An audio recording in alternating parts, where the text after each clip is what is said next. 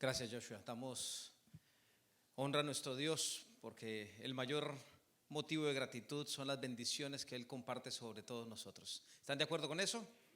Me alegra verlos, mis hermanos, nuevamente. Nos vimos ya solo unos días atrás celebrando aquí el Día de Acción de Gracias y hoy tenemos la oportunidad una vez más de buscar a nuestro Dios, buscar de Él sabiduría, consejo para esta época tan difícil en medio de tantas expectativas. Otra vez una semana que termina muy complicada. Ya hay varios países que están nuevamente cerrando sus aeropuertos para algunos destinos, una nueva variante y el caos continúa, lamentablemente. Pero qué lindo es nuestro Dios que en medio de los escenarios negativos siempre tiene para nosotros un consejo apropiado. Y yo siento en mi corazón que el mensaje que hay en el libro de Ruth, que es el que vamos a estudiar en esta hora, Él tiene cosas lindas para nosotros. Así que gracias al Señor por estar aquí reunidos en la iglesia de Ocala. Gracias también por quienes nos están siguiendo a través de las redes sociales, a quienes saludamos donde quiera que se encuentren ustedes. El Señor también les unja con su presencia allí en el lugar donde se encuentran. Les invito para inclinar su rostro, vamos a orar y a pedirle sabiduría a nuestro Dios. Gracias, Señor, te saludamos en esta mañana y alabamos tu nombre por el lindo día, por el clima maravilloso, por el sol que nos alumbra. Gracias, Señor, por la provisión de este día. Gracias por haber pensado en nosotros desde el comienzo de este planeta e invitarnos a reposar en este día tan particular, tan especial para nosotros. Gracias, Señor, porque este día no solo cesamos nuestras actividades, sino en este día damos total actividad en nuestra mente, en nuestra razón, para reconocer que tú eres nuestro creador y que tú nos das absolutamente todo, comenzando por la vida, la capacidad de respirar. Gracias, Señor, por proveer esta iglesia, por la hermandad, gracias por la familia, pero gracias especialmente, como lo hemos cantado hoy, por las bendiciones que vienen de ti y por el regalo de Cristo Jesús, quien nos guía.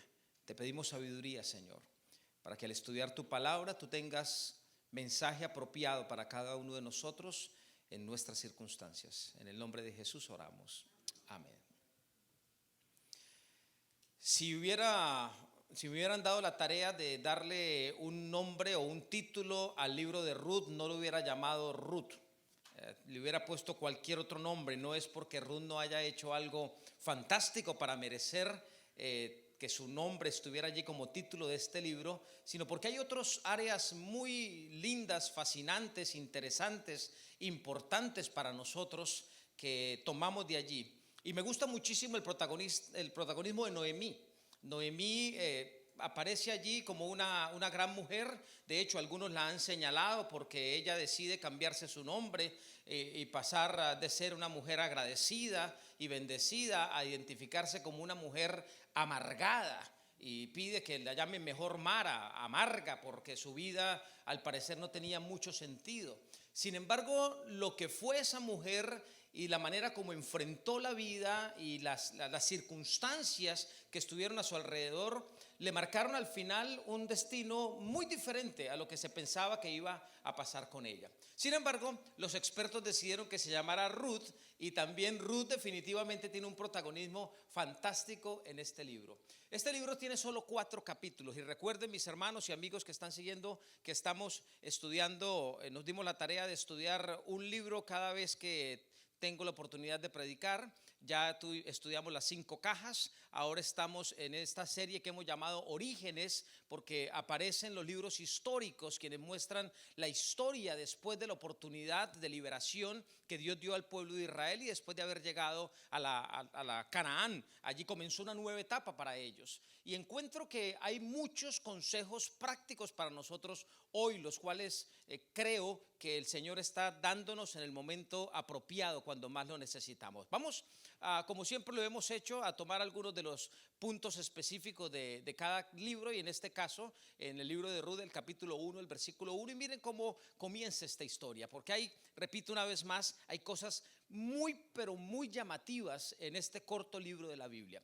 Ruth capítulo 1, versículo 1 dice: aconteció en los días que gobernaban los jueces que hubo hambre en la tierra, y un varón de Belén de Judá fue a morar en los campos de Moab, él y su mujer y sus 2 hijos.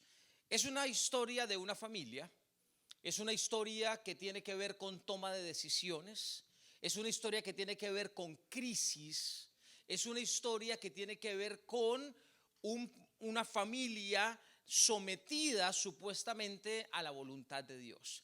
Pero especialmente aquí el capítulo 1 nos dice que esta familia estaba viviendo ¿en qué ciudad? ¿Cómo se llama este poblado?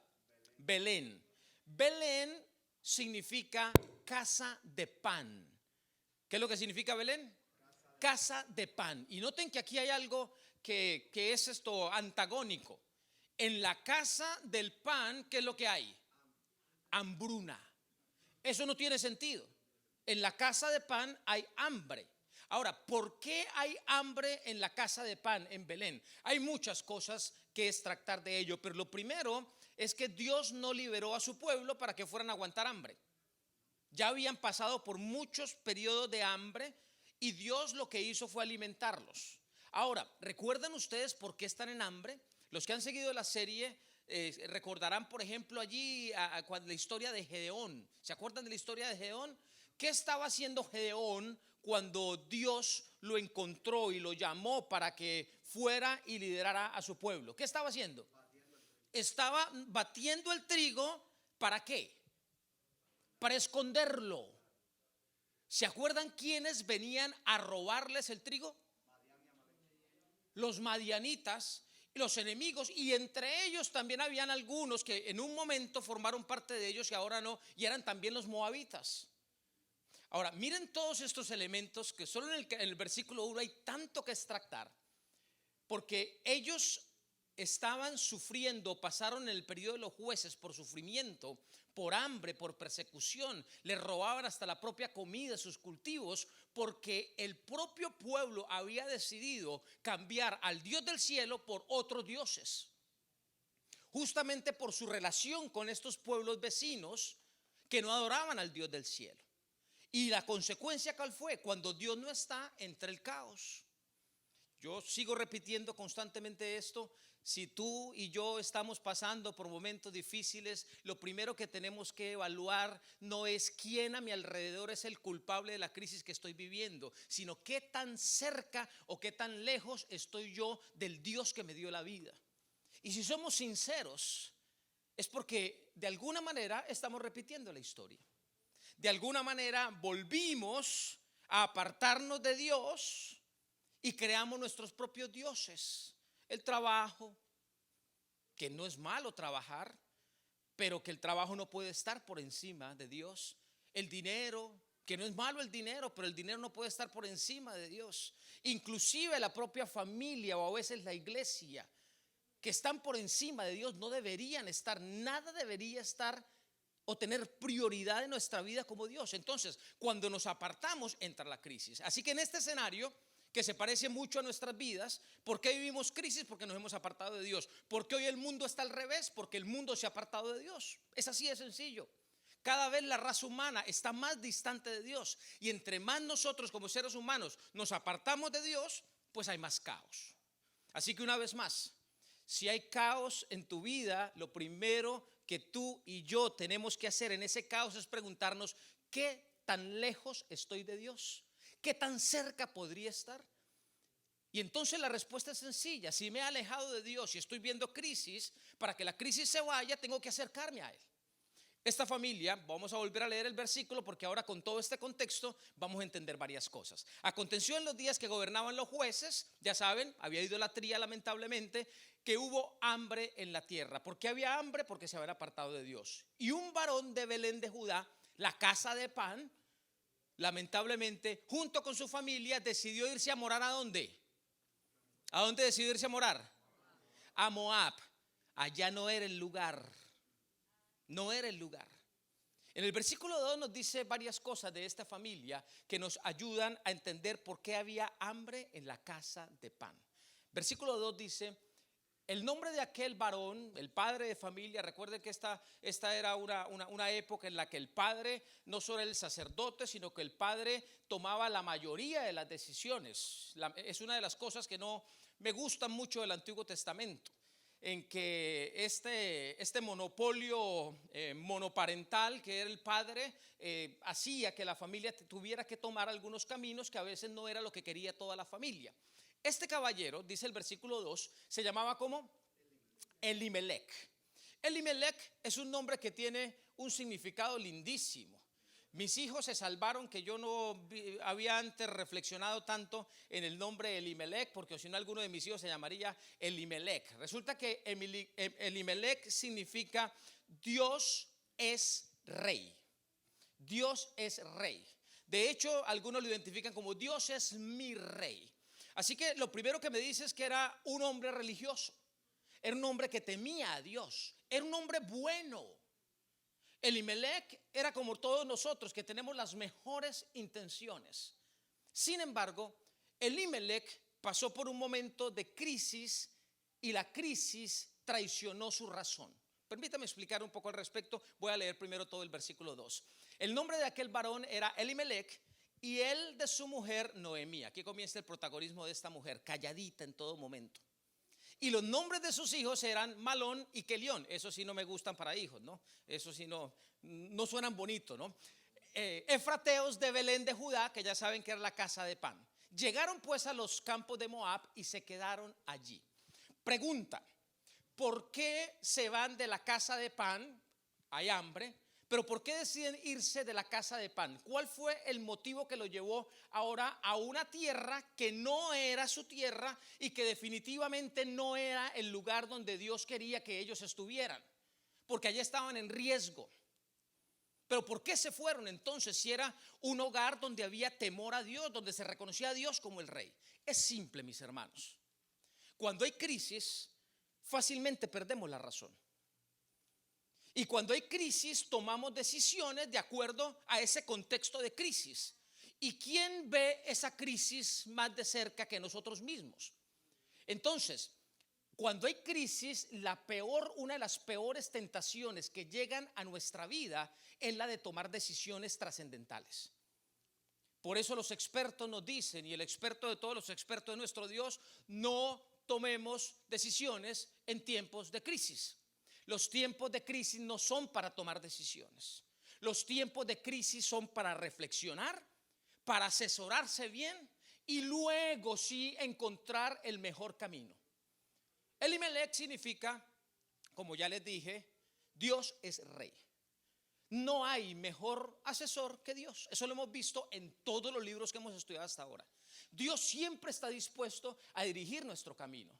Pero nosotros como seres humanos nos olvidamos de eso y casi siempre nosotros somos los que elegimos el camino y luego le pedimos a Dios su bendición. Ese fue el grave error de una familia buena, de una familia bien intencionada, de una familia religiosa, de un hombre temeroso de Dios que lo reconocía como el rey de su vida, pero que a la hora de tomar la decisión más importante de su vida no vivió el reino al cual su nombre hacía alusión, sino que vivió su propio reino humano. En medio del miedo, en medio de la incertidumbre, al ver a su familia que estaba pasando por hambre, este padre de familia quiso ser responsable. Y pongo la palabra responsable en comillas, porque a veces cuando queremos ser responsables a nuestra manera, nos equivocamos como él se equivocó. No hay mejor estrategia que decirle al Señor: Señor, ¿dónde es que tú quieres que esté? ¿Qué es lo que tú quieres que yo haga? ¿Cómo quieres que yo enfrente esta crisis que estoy viviendo? En los momentos de crisis es cuando más tenemos que abrir nuestros oídos para escuchar los buenos consejos y especialmente los consejos que vienen de nuestro Creador. Eso no lo hizo Elimelec. Dios había puesto a esta familia en la casa de Pan. Y cuando Dios te ubique en un lugar, obviamente hay desafíos. Pero siempre cuando Dios te ubica en un lugar, en medio de esos desafíos, Dios te da bendición. Esta familia no fue llamada a ubicarse a Moab. Dios no los invitó a Moab. Eso no formaba parte del plan de Dios. Sí formaba parte del plan humano de un hombre bueno, pero que se equivocó. Ahora, aquí me encanta ver a ese Dios creador cómo trabaja en medio de nuestras equivocaciones. Porque a veces el diablo en nuestra mente nos taladra mostrándonos nuestros errores, las decisiones equivocadas que tomamos. Sin embargo, escuchen bien esto, mis hermanos. Dentro de nuestras decisiones equivocadas, como pasó con esta familia, allí dentro Dios está trabajando y creando nuevos planes, nuevos escenarios. Dios conoce todas las posibilidades de decisiones que tiene cada ser humano. Dios sabe qué va a pasar en el futuro de cada una de esas decisiones. Y por eso Dios me dice, mira, si tú me permites, yo te puedo orientar sobre la mejor decisión y el mejor camino que puedes seguir. Eso es lo ideal. Pero esta familia no siguió ese ideal. ¿Cuál fue el resultado? Ustedes conocen muy bien la historia. El resultado es que este padre de familia murió en una tierra que no era su tierra. Y esta madre, Noemí, que vio que en esa tierra sus dos hijos se casaron con dos moabitas, que no era el plan tampoco de Dios. Sin embargo, les vuelvo a repetir, Dios trabaja sobre todo proceso que vivimos nosotros los seres humanos. Así que Dios no se cansa. Eso me encanta de Él, que no se cansa. Así que en medio de la crisis que tú estés viviendo, porque lamentablemente la crisis se volvió común, yo quiero recordarte en este momento la palabra de Dios que te dice: yo no descanso, yo trabajo sobre tus decisiones buenas, regulares e inclusive sobre las malas, y creo caminos. Las decisiones fueron equivocadas, la familia tomó un rumbo equivocado. Y lo triste es que no solo muere el padre de familia, sino, como ustedes saben la historia, Malón y Kelión también mueren en tierra extraña. Y de un momento a otro, cuando eran 3 los hombres que sostenían esa familia, se quedaron solo 3 mujeres a tomar nuevas decisiones. Me gusta mucho Noemí, porque Noemí, yo me imagino que en su silencio, en medio de una sociedad muy machista como la de esa época, Noemí en su silencio, yo me imagino que ella se hacía esa pregunta constantemente: ¿qué fue lo que nos trajo a Moab? ¿Qué fue? ¿Por qué decidimos venirnos a Moab? Allá teníamos necesidad de pan, pero mi esposo estaba vivo, mis hijos estaban vivos y de alguna manera sobrevivíamos. Dios nunca dejó de proveer para su pueblo. No había abundancia, había escasez, pero había lo básico que se necesitaba. ¿Saben que esa pregunta que yo siento que Noemí se hacía constantemente, nos la hacemos nosotros también constantemente cuando vemos el desastre de nuestras decisiones y decimos: pero ¿qué me llevó a esta situación? ¿Por qué llegué a donde estoy? Allí es donde las fuerzas del mal también trabajan fuerte para hacernos sentir culpables y para tirarnos al piso y zapatearnos allí y dejarnos allí derrotados. Pero allí es cuando el Señor dice: mira, aquí no importa dónde llegaste, no importa qué mal decidiste, aquí lo que importa es lo que yo estoy dispuesto a comenzar a hacer si tú me das la oportunidad. Así que por eso me encanta la figura de Noemí en el libro de Ruth, porque Noemí fue una mujer paciente, silenciosa, que se nota claramente en el libro que nunca estuvo de acuerdo con irse a Moab, que entendía que la casa de pan, aunque esa panadería, que era la más famosa que tenía el mundo, tenía todos los elementos para producir pan, pero no estaba produciendo pan, pero eso no significaba que el pan no fuera a regresar allí. Ella estaba convencida que la ciudad de pan iba a dar el verdadero pan. Me gusta cómo el Antiguo Testamento se proyecta hacia el Nuevo Testamento. Era casa de pan porque allí en Belén llegaría el pan de vida para la raza humana. Y allí comenzó Dios a trabajar. Qué maravilloso. Yo me emociono al ver cómo Dios, en su inmenso amor y su inmensa misericordia, trabaja por ti y por mí, para ti y para mí, para mostrarnos nuevos caminos, nuevas oportunidades. No importa las decisiones equivocadas, Él está allí para mostrarnos algo diferente. Así que llegó una gran noticia. Noten bien lo que dice ahora el versículo 6. Por supuesto no vamos a leer todo el libro de Ruth, solo vamos a ir a algunos apartes que considero importantes y relevantes de este libro. El versículo 6 dice: entonces se levantó con sus nueras. Recuerden que ya los 3 hombres de la casa habían fallecido. Noemí se levanta con sus nueras y regresó de los campos de Moab, porque oyó en el campo de Moab que Jehová había visitado a su pueblo para darles ¿qué? Pan. Llegó la noticia de que la casa de pan, la panadería más importante que había en esa época, nuevamente estaba produciendo pan. Y noten que Noemí no duda ni un segundo en dejarlo todo y regresar a la casa del pan, porque ella sabía que ese había sido su peor error, haberse apartado de la fuente del pan, aunque aparentemente no se estuviera proveyendo la cantidad de pan que ellos querían y que el pueblo quería. Así que ella toma la decisión de regresar. Ella dice: vuelvo a la casa del pan, porque en la casa del pan es donde yo tengo que estar. Mira, si hay algo que tú y yo estamos necesitando esta época, es entender que esa casa del pan está activa, abierta y dispuesta para ti y para mí. Y si hay algo que nosotros necesitamos hacer en medio de las crisis que estemos viviendo, es entender que ese pan de vida ahora no cesa. Ese pan de vida siempre está produciendo. Ese pan de vida fue entregado para nosotros a través de Cristo Jesús.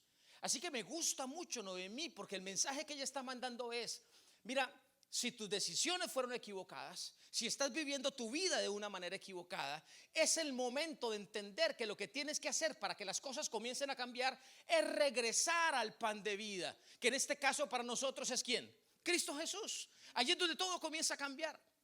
Las cosas no van a cambiar cuando cambien los escenarios. Las cosas no van a cambiar cuando cambien las situaciones que nos rodean. No, todo va a comenzar a cambiar cuando tú y yo entendamos que la casa de pan, ese Belén que fue dispuesto para ti y para mí a través de Cristo Jesús, sigue vigente, y que allí es donde está el verdadero alimento que sacia cualquier tipo de hambre. Así que me encanta Noemí. Me encanta Noemí, que en su silencio, que en su devoción, en su sumisión, pero al mismo tiempo en su capacidad de tener la visión de ver lo que su esposo no había visto, ahora dice: lo que yo tengo que hacer es regresar al lugar de donde nunca debí salir. ¿Cuántas historias no hemos escuchado nosotros de vidas de sufrimiento, de vidas de malas decisiones, de vidas donde, tratando de encontrar lo mejor, se arruinó no solo la vida de la persona, sino de toda su familia? Y luego llega el momento en que ese protagonista del mal decide volver a Jesús. He escuchado tantas historias de ese tipo. Las he escuchado en mi país, las he escuchado acá en diferentes estados. Y hay una frase que es muy común: nunca debí haberme apartado de mi Creador. Nunca. Nunca debí haber decidido vivir mi vida sin Él. Nunca debí haber seguido mi propio plan. Debí haber buscado su plan. Pero saben que esas frases que suenan tan tristes por el pasado siempre se complementan con una frase positiva del presente, cuando dicen: pero hoy decido comenzar de nuevo.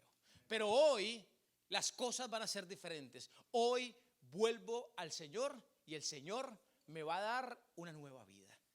Así era como Noemí estaba viendo las cosas. Y Noemí dice: miren, yo dejo todo botado, me voy. Esto fue de un momento a otro. Ella escuchó la noticia y dice: me voy nuevamente para Belén, para mi casa de pan. Y ahora se llegó el momento de la decisión.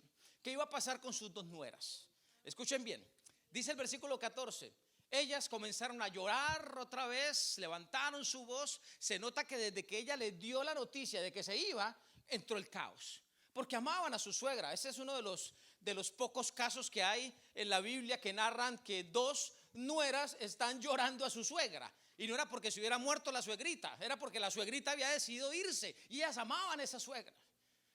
Contaron con la suerte que yo cuento con mi suegra, que no es la común que cuentan algunos la historia. Esta suegra era una suegra buena, era una suegra de testimonio, era una suegra que se había convertido en la mujer y el hombre de la casa, y que con su amor y con su testimonio y con su corazón en Belén, aunque estaba en tierra extraña, era fiel a su Dios y estaba buscando la más mínima oportunidad para volver nuevamente al lugar del que nunca debió haber salido. Así que el testimonio de Noemí fue un testimonio poderoso para estas dos mujeres. Ahora, aquí aparece una escena muy común de esta época y de todas las épocas mejor. Dice que las dos lloraron, las dos estaban muy tristes. A las dos Noemí les dijo: ustedes pueden irse, yo ya no voy a poder darles otro hijo. Así que ustedes vayan y busquen nuevas familias, vuelvan a sus tierras, yo me voy sola. Las dos lloraron, las dos estaban tristes, pero una, Orfa, que fue la que la besó, el famoso beso de Judas, allá aparece en Orfa, antes de que Judas apareciera en la historia. Y Orfa le da un beso a su suegra y se va. Pero Ruth decide quedarse con ella. Una vez más, un momento crucial de decisiones. Las dos habían visto a la misma suegra. Las dos conocían a una mujer de testimonio, a una mujer de fe, a una mujer que amaba a su Dios y que se había arrepentido todos los días, como nos dice el libro Patriarcas y Profetas. Se arrepentía de esa decisión que se había tomado, en la cual ella nunca estuvo de acuerdo, pero que tuvo que aceptar la consumición porque era la regla de esa época. Pero ella anhelaba regresar, pero ella fue fiel a su Señor, aunque estaba en un lugar donde no adoraban al Dios del cielo, en tierra extraña, en tierra idólatra. Ella siempre levantó la figura de Dios en su vida personal y en su hogar. Y las dos la amaban. Miren, les dije que el libro de Ruth tiene tantas cosas lindas. Me he encontrado con muchos padres de familia que a veces sufren, a veces lloran porque dicen: tuve 2 hijos o 4 hijos o 6 hijos, algunos más. Y algunos aman a Dios y han seguido en sus caminos y otros no. Y lloran amargamente el hecho de que existan algunos hijos que, habiendo recibido la misma educación, la misma formación cristiana, decidieron no seguir en los caminos de Dios y se sienten culpables. No nos sintamos culpables como padres por las decisiones que toman nuestros hijos. Nuestros hijos tienen el derecho también a equivocarse como nosotros nos hemos equivocado. Lo ideal es que se mantengan en los caminos del Señor. Y lo que tenemos que hacer como padres es amarlos aún en medio de sus decisiones equivocadas. Aquí hay una mujer que se convirtió en madre para esas dos muchachas. Las vio ser felices con sus hijos, las vio llorar al perder a sus hijos. Una madre que les enseñó a ese Dios rey del cual su esposo Elimelech tenía una vida de testimonio. Pero llegó el momento de tomar decisiones y una decidió bien y otra decidió mal.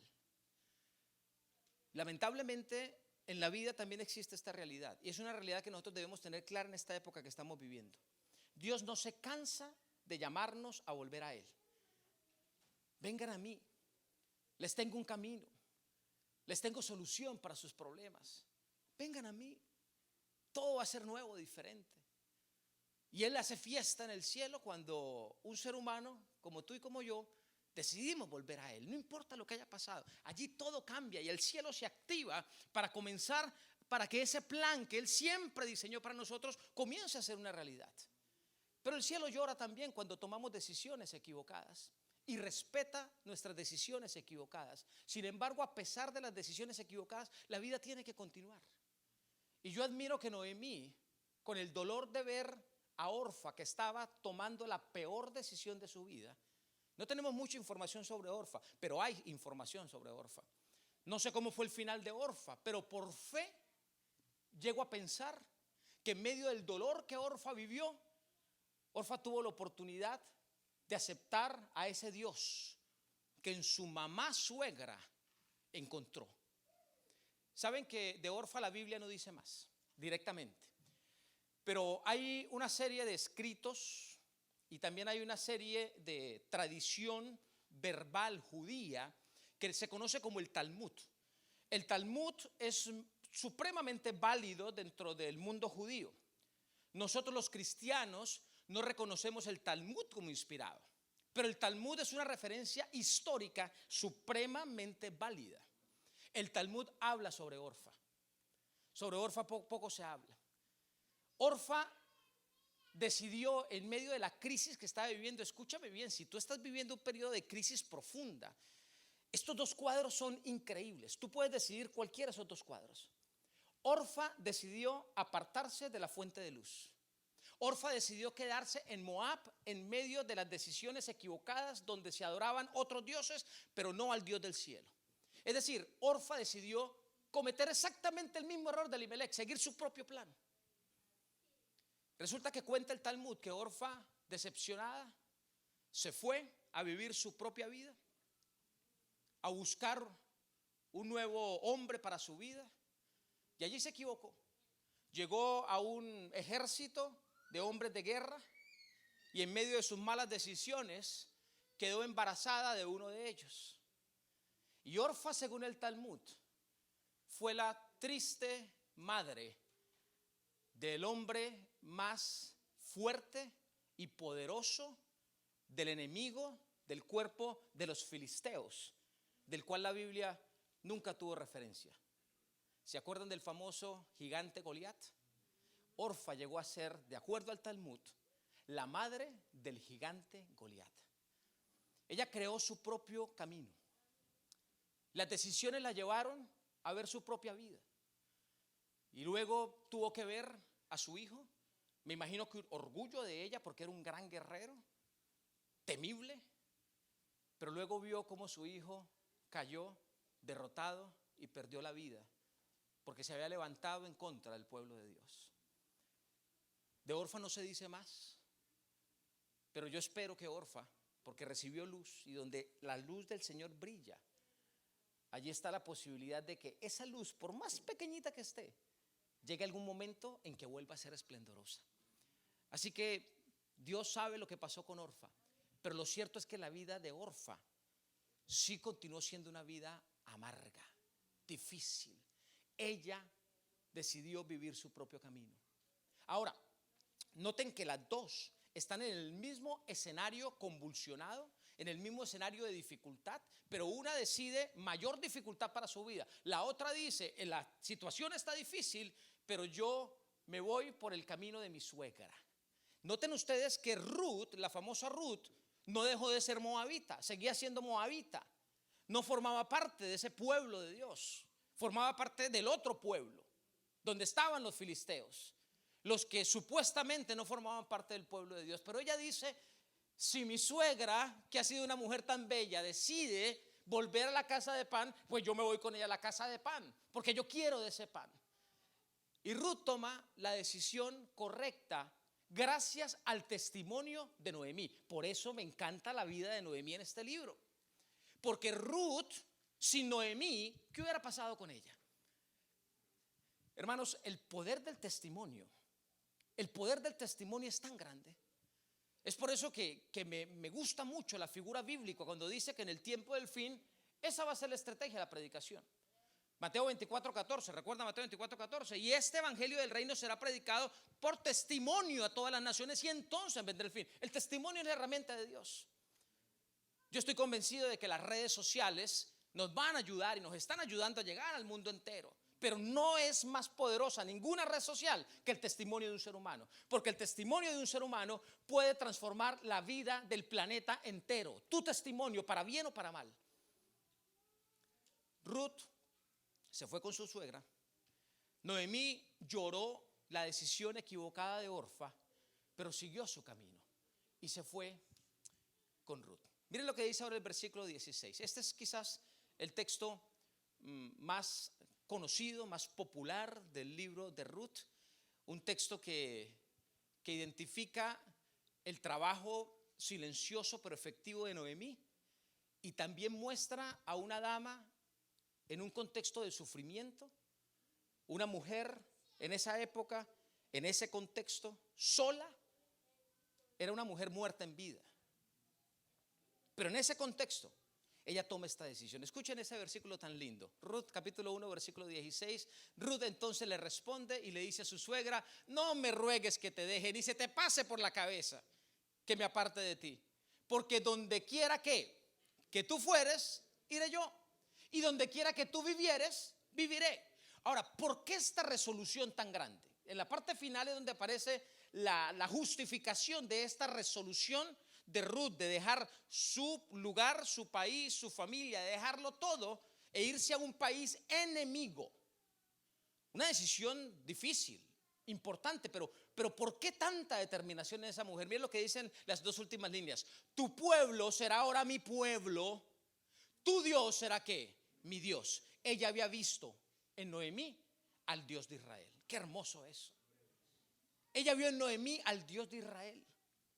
No se olviden de este momento, porque el libro de Ruth encierra uno de los regalos, y si no el regalo más inmenso que el cielo ha tenido para la raza humana. Ruth decide irse con su suegra. Ruth decide continuar su camino hacia la casa de pan, porque Ruth entiende, lo vio a través de su suegra, que no hay mejor lugar, no hay mejor situación que pueda vivir el ser humano que frente al pan de vida. Y el pan de vida lo iban a encontrar allá en Belén con el pueblo de Israel. ¿Están conmigo en eso? Ahora miren lo que dice el versículo 20. La historia se hizo fuerte, es decir, comenzó a desarrollarse más. Y algunos creen que cuando las cosas comienzan a estar bien, todo debería ser perfecto. Y no fue así. Cuando llegan allí a Belén, lo ideal es que la gente los reciba con amor, con cariño. Y esa no fue la excepción a lo que pasó con Noemí, que ahora viene con Ruth. Pero el corazón de Noemí seguía partido y seguía roto. Hay algunos que se atreven todavía a decir que cuando alguien está en tristeza, en depresión, que ahora es tan común, en frustración, es porque no tiene a Dios en su corazón y es porque le falta a Dios. Una vez más, ya lo he repetido en varias ocasiones aquí en el distrito, pero eso es un pensamiento totalmente equivocado y totalmente antibíblico y nada amoroso con ese ser humano que está viviendo una situación que es real. Cuando alguien está viviendo una crisis, que siempre tenemos a alguien que está viviendo problemas desafiantes a nuestro lado, ese es el momento en el cual nosotros debemos ser proactivos y mostrar amor, acompañamiento. Miren, Noemí mostró ser una mujer siempre fiel a su Dios. Tanto así que toma la decisión de volver a su tierra, sabiendo que muchos le iban a mirar mal porque se había ido al bando contrario, a donde los enemigos. Pero una mujer que aprendió a confiar en su Dios. Claro que confiaba en Dios, pero su realidad física, su realidad mental no era ajena y le afectaba. Y es por eso que ella, cuando la gente se le acerca, algunos me imagino a darle la bienvenida, otros a señalarla, otros a decirle, tuviste que regresar, ¿no? ¿Se imaginan ustedes tantos comentarios? Porque a veces nosotros, los de la misma familia, somos los más crueles con aquellos que están pasando por momentos difíciles. Aquel que se equivocó, a veces nosotros somos tan poco cristianos en medio del cristianismo, que en lugar de dar la mano, en lugar de abrazar, en lugar de caminar con ellos, los señalamos, los criticamos, los cuestionamos y hablamos a sus espaldas. ¿Ustedes se imaginan todo el cuchicheo? Así lo dicen en mi tierra. ¿Cómo lo dicen en la suya? Todo el bochinche, dicen algunos, ¿no? ¿Qué más? El bochinche, ¿no? La gente hablando por allá.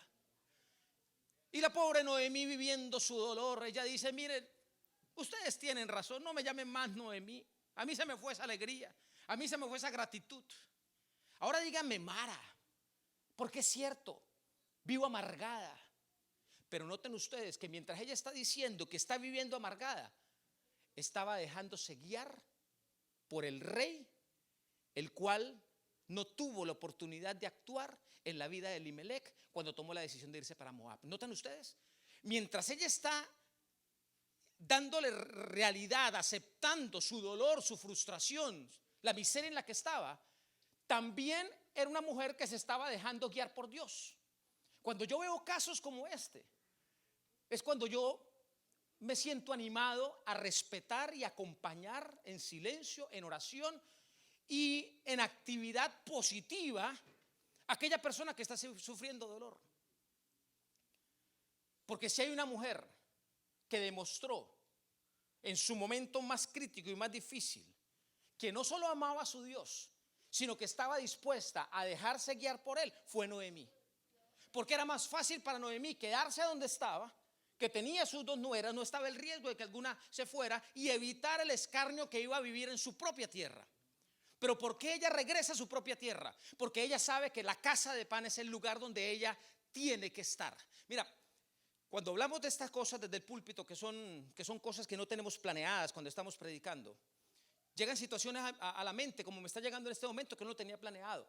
Pero me imagino que en las redes sociales quizás hay alguien acá, pero más alguno de los que nos está siguiendo, vive esa batalla. ¿Cómo regresar yo al lugar que una vez pertenecí, que fue mi iglesia, que fue los caminos de Cristo, cuando me equivoqué tanto?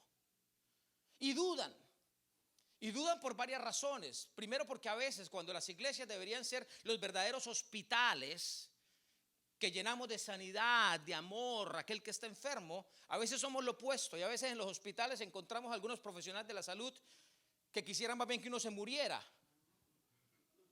porque uno no ve amor en ellos, cuando debería haber más amor que calidad profesional. Ideal si están las dos cosas. Así que si alguno de los que están aquí o los que están siguiendo está con esa batalla, mira el ejemplo de Noemí. Noemí llegó el momento en que cierra la realidad que está frente a sus ojos y dice: yo voy a hacer lo que es correcto, porque si yo hago lo correcto, no solo va a ser de bendición para mí, sino para mi generación. Noemí era la única que podía hacer algo por esa generación que seguiría. Era la única. Y si ella no toma esta decisión de volver a la casa de pan, si ella no toma esta decisión, gracias Carlos, de volver a donde nunca debió haber salido, porque ella salió por obediencia, pero no porque estuviera de acuerdo. Cuando Noemí sale, entiende que algún día debe regresar. Y yo sé que por más distante que te hayas ido de Jesús y de su iglesia, el Señor te está diciendo hoy que es tiempo de regresar. Tiempo de regresar. En mi país, tristemente, no sé en el de ustedes, pero todavía se ve mucho la figura, y digo tristemente porque no estamos de acuerdo, de los pobres caballitos de carga. ¿Han visto caballitos de carga? Es muy triste. Primero, el trato que les dan esos pobres animalitos, y segundo, las cargas que tienen que llevar. Parece que fueran camiones de estos inmensos que tienen que llevar allí una serie de pasajeros y de carga. Pero para que el caballito viva solo su propio dolor y mire para el frente y siga su camino y sobreviva, les ponen al lado de sus ojos dos vendas que hacen que el caballito mire hacia el frente y no mire hacia el lado. Esa es una figura muy triste de maltrato animal, del cual no estamos nosotros de acuerdo. Pero al mismo tiempo es una figura válida solo como ejemplo para nuestra vida. Alrededor nuestro puede haber mucho dolor, mucha frustración. Nos pueden estar tratando mal. Estamos viviendo quizás el momento más duro de nuestro existir. Pero si Dios nos está invitando a que volvamos a Él, hay que hacerlo de esos caballitos, mirar hacia el frente, mirar al Señor. No escuchar a aquel o aquella. Yo veo a Ruth así. Sí, ustedes me ven que me equivoqué. Sí, me equivoqué. Me ven amargada. Pues sí, llámenme amargada. Pero yo sigo adelante en el plan que Dios me mostró. Si Dios te mostró un plan, mira hacia el frente, no mires hacia el lado. Tapa los oídos y vuelve a Dios. Vuelve a Jesús. Vuelve a la casa de pan. Vuelve a dejarte guiar por Él, porque sus consejos son fuente de bendición. No son para limitarte, al contrario, son para darte muchísimo más. El libro de Ruth termina de una manera majestuosa. Y aquí es donde yo veo la gracia del Señor en medio de las decisiones equivocadas. Salmón engendró a Booz. Hasta ahora no hemos hablado de Booz. Enseguida voy a decir un par de cositas de Booz. Pero Salmón fue el padre de Booz. Booz engendró ¿a quién? A Obed. Obed engendró ¿a quién? A Isaí. E Isaí engendró ¿a quién? A David. Y del linaje de David, ¿quién llegó? Cristo Jesús. ¿Escuchan ustedes eso? ¿De dónde vino el regalo precioso de Cristo Jesús a la raza humana? fue gracias a que una mujer que pertenecía a los filisteos, a los del bando equivocado, a los malos de la película, un día la gracia del Señor se le reveló a través de una mujer llamada Noemí. Y gracias a ese testimonio, esa mujer que no merecía, esa mujer que no era bienvenida en el pueblo de Israel, vino acompañada o vino acompañando a una mujer que, aunque estaba envuelta en el dolor de esa serie de decisiones equivocadas, tuvo la capacidad de defender a esa chica, a su nuera, tuvo la capacidad de orientarla, a veces bien, a veces mal, porque Noemí era humana, y en su afán por ver a su hija adoptada bien, también se equivocó en el consejo. Pero Ruth había aprendido no solo a seguir a su suegra, sino Ruth aprendió a conocer a Dios y se dejó guiar por Dios. Y Dios trabajó en asocio con Noemí para que Ruth pudiera ir al lugar apropiado. Y los ojos de Booz, un hombre rico que no necesitaba nada, fueron puestos sobre una mujer que llegaba allí todos los días a recoger de ese 1% que por ley en Israel, en el momento de la cosecha, y aquí era el momento de la cosecha de la cebada, un 1% ellos debían de hacerse los locos y dejarlo caer.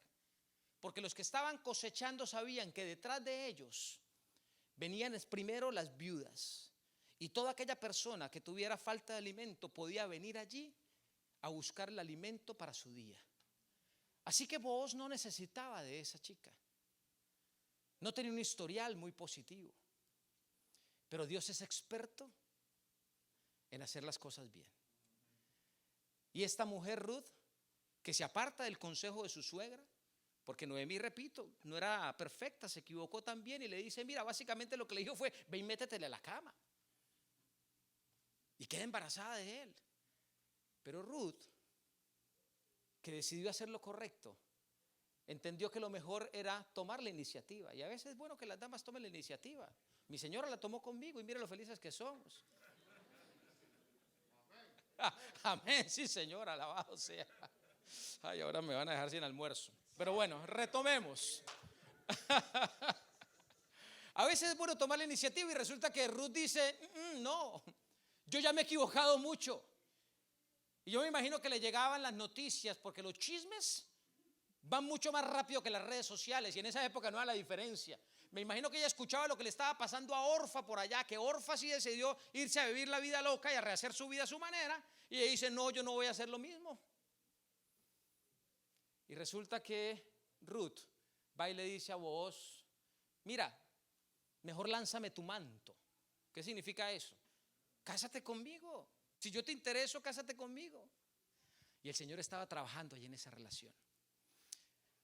Bueno, siempre el Señor pone mensajes de último momento. Si hay alguien que está pasando por esa situación de expectativa o de deseo de alguien para tu vida, si estás viviendo esa situación, que quieres a alguien para tu vida, a mí me encantan estas figuras bíblicas. Dios está interesado de ubicar en tu vida a la persona adecuada, a la persona que corresponde. Pero a veces nosotros caemos en el error de decir, no, yo estoy buscando, pero al que me gusta mi ojo, al que está bien financieramente, o digamos esto pasito acá, que no nos escuchen mucho, al que tiene papeles o a la que tiene papeles, al que es legal, y resulta que buscando soluciones nos pegamos unas dañadas de vida, arruinamos nuestra vida en adelante, y nuestros hijos sufren eso. Mira, no hay nada mejor que cuando Dios une a las personas. Y hay muchas parejas que están interesadas en que Dios los una, pero ya en el momento antes de la fiesta, antes de irse para la luna de miel. No puedo decir que la mayoría, pero he visto a muchísimas parejas que recibieron la bendición de Dios antes de irse para la luna de miel y antes de la fiesta, pero que tenían la seguridad de que no habían sido unidas porque Dios los unió. Se buscaron entre ellos mismos, se unieron entre ellos mismos, y luego les tocó el camino más difícil. No quiere decir que todas terminan mal, porque ya les dije y lo vuelvo a repetir, Dios trabaja a pesar de nuestros errores. Él siempre trabaja. Pero que nos toca más duro, nos toca más duro. A la pobre Noemí le tocó más duro. Así que si no quieres que te toque tan duro, y hablo a los muchachos, a los adolescentes, a los que, y también hay algunos que ya nos entraron los años, de pronto hay alguno aquí que todavía está buscando a él o a ella. Mira, deja de buscarlo a él o a ella y busca a Dios y dile al Señor, Señor, yo necesito al mejor o a la mejor en mi vida, porque quiero darle el mejor regalo a mi generación, a los que siguen después de mí. Y la buena noticia es que Dios es tan espectacular que inclusive trabaja en eso. Prácticamente Dios unió a Booz con una mujer moabita, con Ruth, y los convirtió en los ancestros, nada más y nada menos que del famoso rey David y de nuestro Salvador Cristo Jesús. A través de ellos llegó el pan a la casa de pan y nunca cesó. Y ese pan está todavía dispuesto para ti y para mí. El último versículo, Jeremías capítulo 29, versículo 11. Muy conocido, ¿no es cierto? Ahora que tenemos toda esta historia en nuestra mente, mira este consejo que el Señor quiere darte hoy. Este mensaje poderoso que viene de su voz. No es la mía, es la de Él, que te está diciendo: yo sé los planes que tengo para ti. Escucha bien lo que el Señor te está diciendo. Yo sé los planes que tengo para ti. Esto lo hemos venido repitiendo durante todas estas 2 series que hemos tenido. Y yo estoy seguro que se va a repetir en el resto de las Sagradas Escrituras, porque de eso se tratan las Sagradas Escrituras. El cielo gritándonos desde diferentes escenarios y desde diferentes momentos: yo tengo un plan para ti. Yo tengo un plan para ti, déjate guiar por ese plan y vas a ser feliz. Yo sé los planes que tengo para ti. Planes para tu ¿qué? Tu bienestar, para tu felicidad, y no para el mal, no para tu infelicidad. ¿Sabes por qué te dice Dios eso y me lo dice a mí? Porque quiere darte a ti y quiere darme a mí un futuro. Dios no solo ve tu presente. Ahí es donde nosotros nos equivocamos tanto, porque nos gusta, nuestra tendencia es más a ver nuestro presente, lo que estoy viviendo hoy. Y cuando nuestros ojos se posan en nuestro presente, que es nuestra tendencia humana, y tomamos decisiones en ese presente difícil, lo más seguro es que nos vamos a equivocar. En momentos de crisis, en momentos de dificultad, no se toman decisiones. No, es el momento de buscar ayuda. ¿Y qué mejor ayuda que la de tu Creador? En los momentos de crisis, el Señor a veces permite que suceda en nuestra vida. Recuerden muy bien, lo hemos estudiado mucho. Dios no manda las crisis, Dios permite las crisis, que es diferente. Dios es un papá que ama y no es un papá que se goza con el dolor de su hijo. No, sácalo de tu mente. Dios a veces permite las crisis porque son escenarios en los cuales desde el no puedo, desde el fondo, el que está llegando, tú dices: necesito ayuda. Y adivina quién es el primero que llega allí. Él, a decirte: aquí estoy, yo tengo un plan para ti. Tenía otro más cortito, más fácil, más lindo, pero ahora vamos a tener que trabajar duro, pero tengo otro plan para ti y te voy a dar felicidad, te voy a sacar de la situación en la que estás. Pero lo más lindo, lo que más me gusta, voy a trabajar contigo para que tu generación de aquí en adelante reciba la herencia del bienestar, del gozo, de la felicidad, del plan de Dios. Amén. Eso está para ti y eso está para mí. Y en este fin de semana de Acción de Gracias, ¿por qué no darle gracias al Señor? Y decirle: gracias, Señor, porque tú trabajas en todo terreno, bajo todas circunstancias. Un Dios de inclusión, que nadie queda por fuera de Él. Recuerden ustedes, no se olviden de esto: una moabita. Así como en ocasiones anteriores hablamos también de la prostituta, que forma parte de esta misma genealogía. Es increíble esa figura teológica de que tenemos que ser perfectos y que nuestra vida tiene que ser lo mejor para poder venir a Dios, y que solo algunos son aceptados por Dios. No sirve. Dios vino a amar a todo el mundo. Lo dio todo por todos, sin excepción.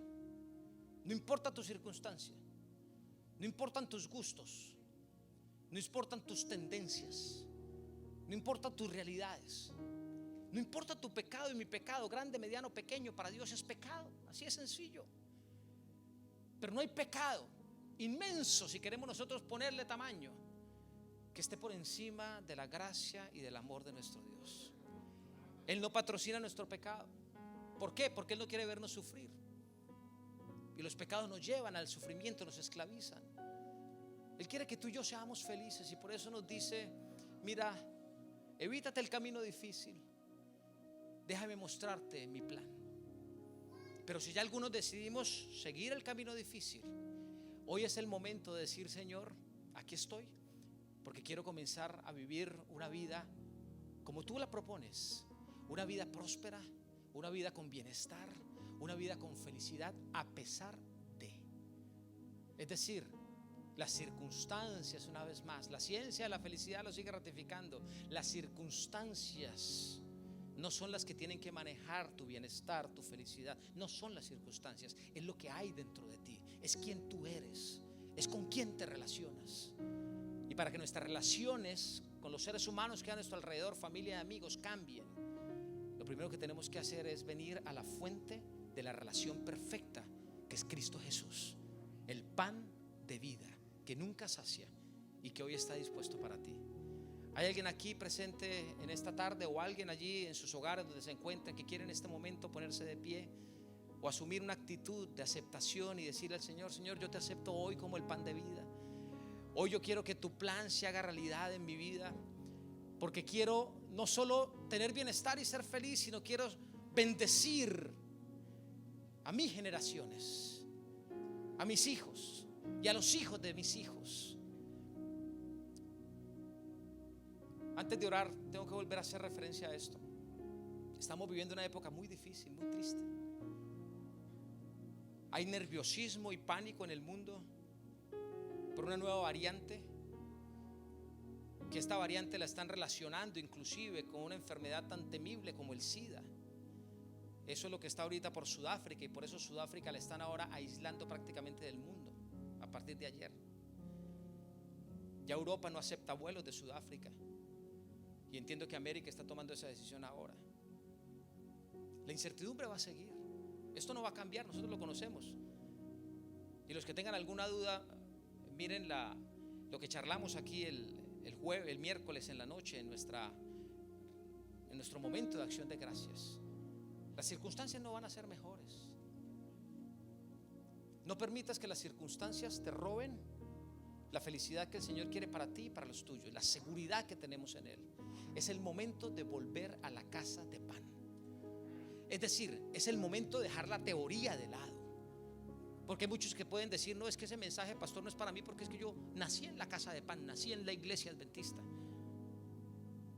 No nacimos en un lugar y nos ratificó eso, que íbamos a ser perfectos. Hay muchos que nos hemos quedado solo con la teoría de cómo se hace el pan.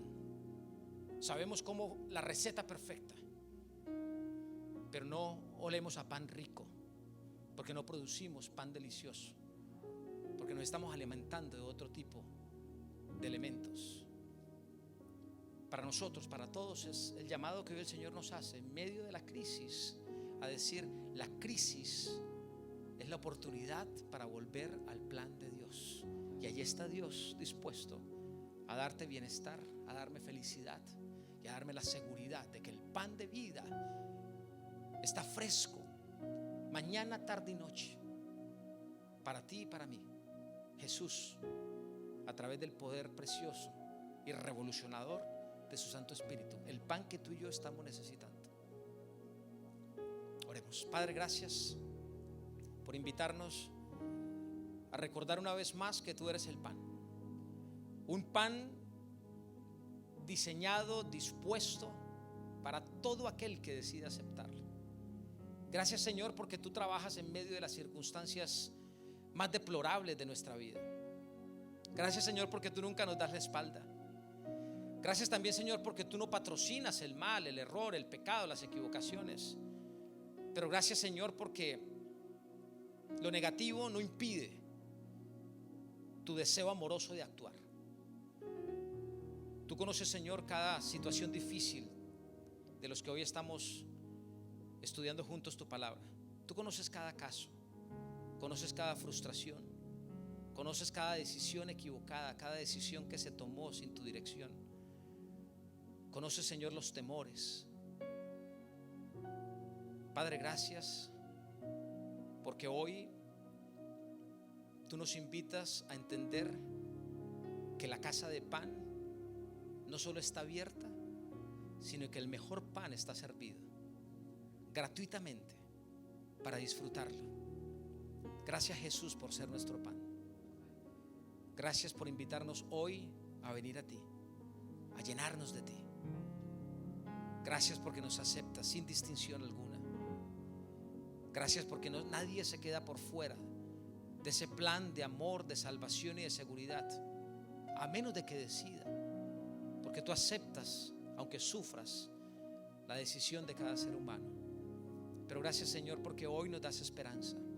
Gracias por vidas de testimonio tan hermosas como las de Noemí, las de Ruth, la de Booz. Gracias, Señor, porque hoy tú nos invitas a vivir una vida de testimonio al seguir tu plan. Que tu plan, Señor, forme parte de nuestra vida, hoy, mañana y siempre, hasta que nos encontremos contigo viniendo en las nubes de los cielos. En el nombre de Jesús oramos. Amén. El Señor les bendiga, mis hermanos. Cada vez que yo escucho cosas lindas que el Señor me quiere dar, yo hago fiesta en Él. Así que si alguien quiere darle un aplauso de gratitud al Señor por su mensaje, le invito para que lo haga.